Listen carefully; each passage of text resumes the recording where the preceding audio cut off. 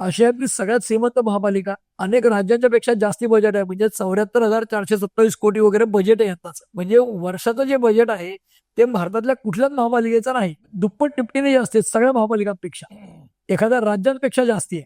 म्हणून मुंबई महापालिकेवर आतापर्यंत शिवसेनेची अबाधित सत्ता होती आणि मागच्या निवडणुकीला 17 साली 82 आणि 84 असे जे नगरसेवक आले त्यावेळेला भारतीय जनता पक्ष 2 मागे पडला आणि आता उद्धव ठाकरेंची सेना फुटल्यानंतर भारतीय जनता पक्षाला संधी आहे ती महापालिका जिंकण्याची. म्हणून त्यांना एकनाथ शिंदे बरोबर आणणं हे अत्यावश्यक आहे. त्या दृष्टीने वरनं सांगितलं गेलं असेल मुंबई महापालिकेत महायुती एकत्र लढतील. कदाचित अजित पवार वेगळे लढले तरी फरक पडत नाही, कारण अजित पवार शरद पवारांची एकत्र मतं 5% खूप फरक पडेल असं मला वाटत नाही.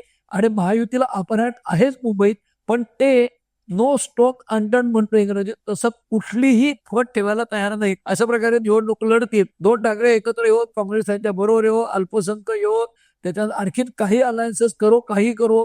राज ठाकरे आता गल्लीबोळात फिरतील, उद्धव ठाकरे फिरतील आणि हे बरोबर आहेत, नेते म्हणून केलंच पाहिजे.